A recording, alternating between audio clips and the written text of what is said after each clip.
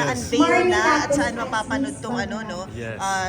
Itong Over Dream 100 Boy. entries, Like, only you 7 said made it that to the this really Sigat opened up so Festival. many So, things for you sana as po, an actor. supportahan niyo yung babae sa butas. And not only I mean, babae it's sa my butas, first but time all doing 7 films. an And erotic sana po film. matuwa kayo So, sa this will lahat be a po ng first, and I pelikulang hope ito. it opens up Sure new ako, sa opportunities pagkita ko for pala ng me. trailer, Yeah. hindi lang yung babae sa butas. What did you All see as 7 a films project? How is were a you must approached? watch. So, I have a soft congratulations spot in pagdating advance sa mga kasi creatives na naman lumalapit pero sa akin. I think all 7 films deserve That to say na get an parang, award. So, listen, hopefully, this is my meron ng award lahat, dream pero project, and there can you're only be one po somebody talaga. that I All I specifically think want to is play this a character. good movie naman. Pag So, may lumalapit thank you sa so akin na much. creative na ganyan, parang Alright, thank you. mahirap ako And mag-no. finally, I feel like it's such an honor. Makinang. So, si Direk Yes, thought that everyone Dream Boy would be invited perfect to for watch. me. So, Ang lihim ni What was Maria your Makinang process on in becoming October Dream Boy 22 besides the to pink 28. hair? Yes po, Para kasama po nakaboxer namin ka. dyan. And then, Nakakatuwa kasi ang Gold daming Azeron, references na very Christopher playful. Yap, You know what Aiko was so much Garcia, fun getting into the Forrest character? Really, I had Alvarez, pink this hair, is directed by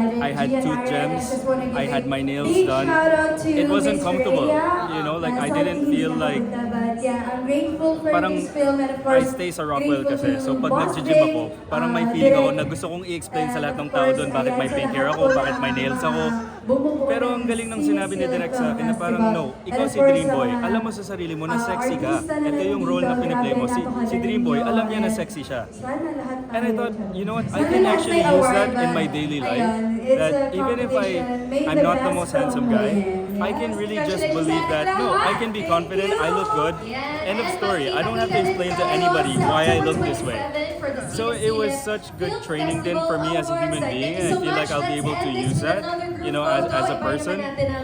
So yun, like, and it really helps kasi nung naka-pink hair ako, hindi ko nakikita yung sarili ko eh. I mean, my hair's pink, alam mo yun? So when I look in the mirror, I really see Dream Boy. So it really helped, like, the physical aspect of it. What's the premise about the story? Okay, so I'm not sure what I'm allowed to say, but I will say that Dream Boy is gonna transport you into a fantasy land, a very sexy and horny fantasy land. Ito yung mga pinopost mo na parang magko-content Kaya na, di ba? congratulations to Viva Well, as everything well, that you and of see course to our na festival pinost ko na may director. pink hair ako is connected sa Dream Boy. Yes, we will see more of you Was that your in first the time na coming weeks. mag-loud color ng hair? Alright, so this is a free for all. Na Maraming vibrant salamat siguro po. kasi nag-blonde and nag-silver na rin For ako. updates on Pero- Cine That Film loud. Festival, please do Yeah, like and pero you know, follow I us on enjoyed our the social pink media hair kasi pages. matagal ko On nang Facebook, nakikita yung mga that's K-pop facebook.com. nagpipink dish. So at least kahit pa paano na-experience ko. And honestly, it was a lot of fun. And yeah, I really enjoyed having pink because it's so loud. And I like na may dahilan kung bakit ako nag-pink hair. Alam mo yun? So I fully enjoyed my character. What made you not afraid of, accepting those things, especially You spread the sa- word in and a support society na our sobrang, ano natin, filmmakers. And let's celebrate the Okay. bold new Parang wave nasa-shock of tayo na Philippine ginawa mo yung cinema. account. Okay. Akala namin mag-OnlyFans Thank you ka. and see you I'm so all happy that you asked this question because I don't believe in coincidence. I believe everything happens for a Okay, so reason. now we will And if you ask pray our about it, if you ask God for please move guidance, to the I feel like side He of the really will stage lead the way. as we will enjoy together When I was once starting to again get tears, like when I was getting another cold feet preview with this of the project, official I go to trailers Baclaran every Tuesday kasi. So it just so happened that my transformation day was on a Tuesday. So after all of that, I was still gonna go to Baclaran and I was still gonna go to church. Our leading lady and our director identify as trans women. So when I went to church, Wait, tama na, hindi naman kasi pinag-shoutout nila eh. masyado ba maingay? So when I went to church, what do you call? There's 3 women there that greeted me. So after I prayed, they waited for me. We were still inside the church, and they asked for a picture.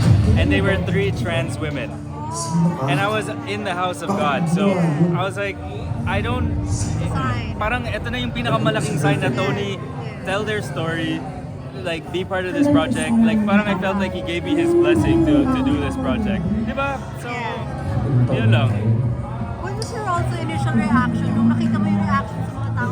When you first posted yung pink hair, everyone was like, what's happening? You know what? I'll be completely honest. Sometimes it's so discouraging because sometimes Filipinos don't get it. You know, like I feel like in media we're trying to break free from the formula. Yeah, yeah. We're trying to compete. We're trying to be more artistic. We're trying to, you know, get on the level that people will include us in international standards. So sometimes when we try to be artistic, it's so frustrating that Filipinos don't have anything but negative things to say. It's like at the end of the day, kapong Filipino, you know what I mean? Instead of bringing each other down, if you got nothing nice to say, don't say it at all. Alam mo yun? But welcome to the Philippines. I mean, in any other country, it's still like that. So sometimes it was disappointing because with the pink hair, I get it. You know, not everybody's gonna get it. But sometimes it's okay. You know what? Thinking of the positive, a lot of people appreciated it. May iba lang naman na parang hindi makagets na we're trying to be creative. Alam mo yun? Yun lang yung nakakaplikon, honestly. Not or pleasantly surprised.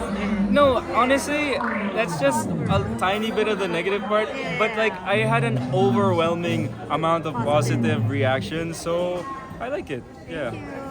Pero hindi ka talaga mag-OnlyFans. Gusto nyo ba? Open to do that. Ayan si No, I don't have any plans on doing that. Siguro kung wala na akong career and wala na akong choice, baka yun na yung last resort. But you know what? God is good and He always takes good care of me. So I don't think I'll ever need to do that. Tony, ano yung best sexual fantasy na nalive mo with your character here? Oh my gosh. You know what? I think it was just so nice playing a character that believed he was sexy and was totally accepting of his yeah. Sorry. It was just so nice playing a character that accepted the fact that he was hypersexual and was living his life viewing so many different things sexy, finding himself sexy, and really just being so comfortable in his sexiness and in his sexuality. So it was just so much fun, like being on set and playing that kind of character because, you know, I mean, I think it's also a good thing that in day-to-day in society, like we have some sense of decorum and we you know, present ourselves a certain way. Even if secretly maybe we have like certain kinks, you know what I mean? Just because that's what's appropriate.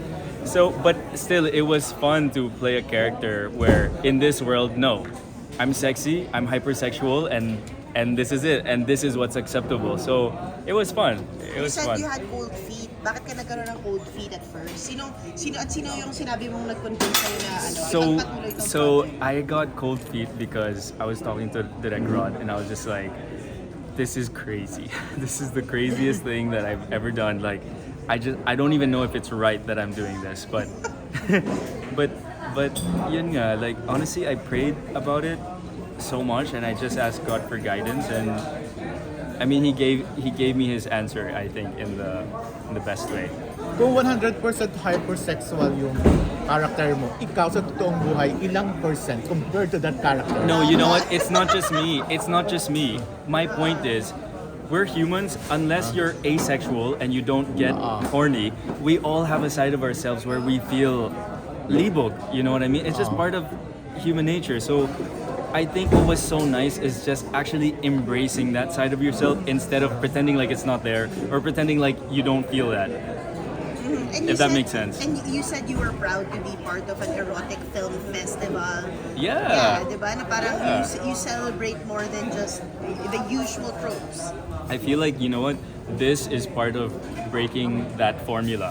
You know, here in the Philippines, like for a long time, even till now, what works is what works. But if we want to start being recognized and start making steps to be recognized internationally, I feel like these are the kind of things that we have to do. These are the kind of things that will open doors to making people more open-minded, to trying